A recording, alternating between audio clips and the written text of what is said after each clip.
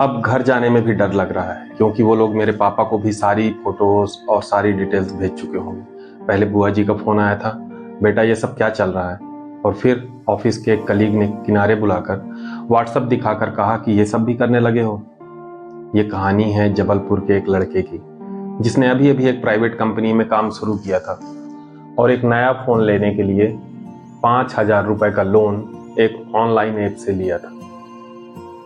एक online loan और जिंदगी तबाह। वादे लुभावने हैं लेकिन असलियत डरावनी है। घर से की इच्छा के अनुसार पैसा न मिलना, स्टेटस मेंटेन करने की होड़, इसी बीच एक मैसेज जो आपको 30 सेकंड में 1,000 से 50,000 तक का लोन देने का वादा करता है। बस आपको लोन एप्लीकेशन को गूगल प्ले स्टोर से डाउनलोड करना है, टर्म्स कंडीशन यस करना है और पैसा आपके अकाउंट में। आपके सारे कॉन्टैक्ट्स, सारे फोटोज, सारी वीडियोस उनके पास। फिर शुरू होता है असली फिरौती का धंधा और परिणाम 60 लटकती हुई जिंदगियां। नमस्कार दोस्तों, मेरा नाम है रवि राजगर्ग और हम बात कर रहे हैं ऑनलाइन लोन ऐप्स की। जाने वो जो जानना जरूरी है। कैसे इनके चक्कर में पड़ने वाला सही काउंसलिंग के अभाव में अपने जीवन का ही दुश्मन बन जाता है। यह एक बहुत बड़ा ट्रैप है।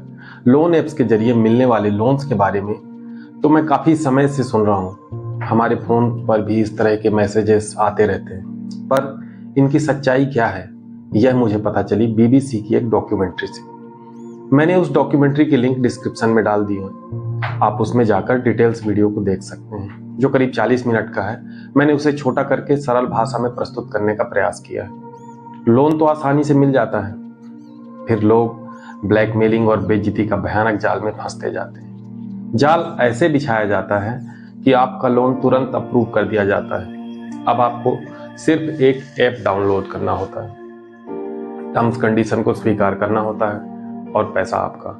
यहीं पर खेल शुरू हो चुका होता है। आप जाल में फंस चुके होते हैं। एप्लीकेशन ने आपकी तमाम पर्सनल इंफॉर्मेशन हासिल कर ली है। आपके आईडी कार्ड्स, आपके फोटोज, आपकी वीडियोस, आपके परिवार, दोस्त, सहकर्मी, सभी के नाम और फोन नंबर्स इनके पास हो जाते हैं और शुरू करते हैं पैसा ऐंठने का खेल। इसमें सिर्फ युवा ही नहीं, पढ़े लिखे नौकरी पेशा लोग भी फंस रहे हैं। साइबर पुलिस भी अपना काम कर रही है, पर ये लोग पुलिस से कहीं ज्यादा शातिर है।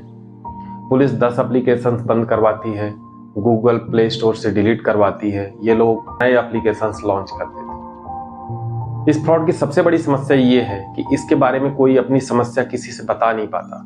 फिरौती के कॉल 4-5 दिन बाद ही शुरू हो जाते हैं। लोग अमाउंट का एक बड़ा हिस्सा तो अकाउंट में आता ही नहीं है, प्रोसेसिंग के नाम पर पहले ही काट लिया जाता है। लोन चुकाने के लिए एक नया लोन लो, उसका भी प्रोसेसिंग चार्ज दो, फिर मानसिक यातना और भयावह अंत। शुरुआत में तो ये आपको कोई छोटा मोटा प्रेशर बनाकर पैसा लौटाने के लिए बोलते हैं, फिर ये आपके दूर के कॉन्टैक्ट्स को फोन करना शुरू करते हैं। धीरे धीरे आपके नजदीकी कॉन्टैक्ट्स की तरफ बढ़ते हैं और आपके परिचितों के फोन आपके पास आने शुरू हो जाते हैं। शुरुआत में तो आप किसी तरीके से टाल मटोल कर सभी को समझाने की कोशिश करते हैं, फिर वही सब बातें आपको परेशान करने लगती हैं और आपकी फोन बुक में कोई एक ऐसा भी कॉन्टैक्ट होता है जिसे आप बिल्कुल नहीं चाहते कि उसको आपके बारे में यह सब पता चले। आपको लोन ऐप्स वाले कम, आपके परिचित आपको ज़्यादा परेशान कर देंगे। अगर यहाँ भी बात नहीं बनती तो फिर यह आपकी फोटोज को मॉर्फ करके आपके परिचितों को भेजना शुरू कर देते हैं। यही तो होती है आपकी दुखती नस, जहाँ पर आपको टूटना ही पड़ेगा। आप वैध अवैध किसी भी तरीके से उनके मुंह मांगे पैसे लौटाने के लिए बाध्य हो जाते हैं। हमारा समाज इतना समझदार नहीं है कि इन मुश्किल हालातों को समझ सके और आपके साथ सहानुभूति रख सके। आपके रिश्तेदार, आपके परिवार और आपके साथी भी ऐसे मौकों को भुनाने में पीछे नहीं हटते। जहां आपको एक सही काउंसलिंग, सहानुभूति की आवश्यकता होती है, आप चर्चा का विषय बन चुके होते हैं। कई युवा जिनको ऑनलाइन लेन देन की थोड़ी बहुत जानकारी होती है, उन्हें कई बार गलतफहमी हो जाती है और समझने लगते हैं कि वह लोग इन ऐप्स को भी बेवकूफ़ बना सकते हैं, जैसा कि नंबर बदल लेंगे, मोबाइल बदल लेंगे इत्यादि। पर ऐसा हो नहीं पाता। यह आपसे ज़्यादा शातिर है। आपके अकाउंट में पैसा तभी डालते हैं जब यह आपको ब्लैकमेल करने की पूरी पृष्ठभूमि तैयार कर चुके होते हैं और इंश्योर कर चुके होते हैं कि उनके पास इतनी पर्याप्त कॉन्टैक्ट्स और इंफॉर्मेशन है जिसके जरिए आपको परेशान किया जा सकता है। आपने सिम तोड़कर फेंक दी, फोन बदल लिया, पर आप इस धरती में ही रहेंगे। जहां भी रहेंगे आपको किसी न किसी परिचित, साथी, दोस्त, कलीग्स के सामने तो जाना ही पड़ेगा। यह उनके पास पहले ही फोन कर चुके होंगे, आपकी फोटोज सर्कुलेट कर चुके होंगे और आपको कहीं छिपने के लिए जगह नहीं मिलेगी। पहले आपके कॉन्टैक्ट्स को फ़ोन करेंगे, फिर वही उन्हें आपकी व्यक्तिगत आपत्तिजनक फोटोज भेजना शुरू कर देंगे। अगर आपके फ़ोन में कुछ ऐसा मसाला नहीं मिला तो वह आपकी फ़ोटोज से ही मसाला बनाकर आपके कॉन्टैक्ट्स को भेजेंगे। यह आपको मजबूर कर देगा कि आप चोरी करो, डाका डालो, मर्डर करो, घर के गहने बेचो, पर इनका मन मांगा पैसा चुकाओ। पुलिस के संज्ञान में ऐसी बहुत सी घटनाएं आ चुकी हैं जिनमें किसी अपने ने ही चोरी की, हत्या की कोशिश की, क्योंकि वह घर से गहने पैसे निकाल सके। यह तो रही बात उनकी जो इन्वेस्टिगेशन में पकड़े गए। ऐसे कितनी ही घटनाएं हैं जिनको लोगों ने चोरी या प्राकृतिक मृत्यु समझकर ही मान लिया होगा। पुणे की एक घटना मैं चर्चा करना चाहूंगा जिसमें एक लड़की ने अपनी ही दादी को सांस बंद करके सिर्फ इसलिए मार दिया कि वह उनके गहने चुराकर बेच सके और लोन चुका सके। उस घर में वो लड़की अपने पिता और दादी के साथ रहती थी। आज उस घर में उसके पिता अकेले रहते हैं, बिना रोट, बिना बेटी और माँ के, बिना किसी कसूर के वो लोन ऐप की सजा भुगत रहे हैं। ऐसे ही लोन ऐप्स की उगाही की घटना से परेशान एक व्यक्ति ने अपनी पत्नी को, बच्चों को मारकर खुद अपना अंत कर लिया। सोचिए कितने मानसिक रूप से किस कदर परेशान रहा होगा वह।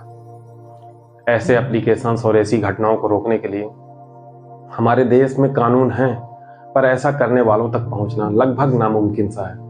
इन एप्लीकेशंस के आका चीन और सिंगापुर में बैठकर पूरा रैकेट चलाते हैं। फोन कॉल्स और उगाही के लिए वो लोकल कैंडिडेट्स को ही रिक्रूट करते हैं और पूरी ट्रेनिंग भी देते हैं। यह लोग Facebook, Instagram, Telegram, WhatsApp, direct message या फ़ोन कॉल के थ्रू लोगों को लोन ऐप्स के झांसे में फंसाने का प्रयास करते हैं। दिल्ली, नोएडा, गाजियाबाद, हैदराबाद, बड़े बड़े शहरों में इनके वेल मेंटेन्ड कॉल सेंटर्स धड़ल्ले से चल रहे हैं और यहाँ पर काम करने वाले ज़्यादातर लोग भी संवेदनहीनता से पैसे के लिए कुछ भी, किसी भी हद तक प्रताड़ित करने के लिए तैयार और ट्रेंड रहते हैं। ये लोग ज़्यादातर कॉल व्हाट्सएप के थ्रू करते हैं, जिसे रिकॉर्ड करना लगभग आसान नहीं होता। पकड़े जाने पर ऐसे अपराधियों को भारतीय कानून के हिसाब से तुरंत जमानत भी मिल जाती है। जब तक इन्हें सजा हो यह विदेश निकल चुके होते हैं। यह बहुत बड़ा नेटवर्क है, नीचे वाले तो सिर्फ प्यादे हैं। अब इस घिनौने खेल में बड़े बड़े खिलाड़ी भी आ चुके हैं और MS धोनी जैसे क्रिकेट के भगवान इनका प्रचार कर रहे हैं। घुमा फिरा कर फिरौती के लिए इस सभी उसी रास्ते का प्रयोग करते हैं। मुझे तकलीफ इस बात की होती है कि ऐसे ही लोन ऐप्स की ब्लैकमेलिंग और बदनामी के डर से अब तक कम से कम 60 भारतीय अपने जीवन से हाथ धो चुके हैं। उनमें से कई तो बहुत ही कम उम्र के थे, लेकिन लोगों की इस पीड़ा के बावजूद लोन ऐप वाला घोटाला अपने ही तरीके से चल रहा है। वह लोन ऐप जिनके मालिक भारत छोड़कर फरार हो चुके हैं, वह अब भी हमारे देश में वैसे ही काम कर रहे हैं और आज भी डरा धमकाकर कई जिंदगियों को तबाह कर रहे हैं। BBC ने जब महेंद्र सिंह धोनी से इस बारे में पूछा तो उन्होंने टिप्पणी करने से ही इनकार कर दिया। दोस्तों, हमें और आपको सभी को इस खेल के बारे में समझने की आवश्यकता है और इस दुनिया में कोई भी ऐसा नहीं है जो यूं ही पैसा बांटे। जीवन में शॉर्टकट से बचें। सफलता कोई 100 मीटर की एक दौड़ नहीं होती, यह एक मैराथन की तरह है और इसे पूरा करके ही जिंदगी की जंग को जीत सकते हैं। 2-4 अच्छे दोस्त रखें और कम से कम 1-2 समझदार लोगों से संपर्क रखें जिनसे आप अवसाद के क्षणों पर अपनी मानसिक परिस्थिति को साझा कर सकें। अपने परिवार का विश्वास जीतें। आप खूब मेहनत करें। अगर कंटेंट और प्रस्तुतिकरण आपको अच्छा लगा तो अपने परिचितों के साथ इसे शेयर करना ना भूलें। हो सकता है आपका एक शेयर किसी का जीवन बचा सके। और चलते चलते सब्सक्राइब भी कर दें। मैं ऐसे ही किसी सामाजिक मुद्दे पर अपने वीडियोस बनाता हूं जो आपको आने वाली किसी मुसीबत से बचा सकता है। अगर आप भी किसी ऐसे मुद्दे पर अपना कोई वीडियो चाहते हैं तो मुझे ज़रूर कमेंट पर बताएं, मैं प्रयास करूँगा। जय हिंद।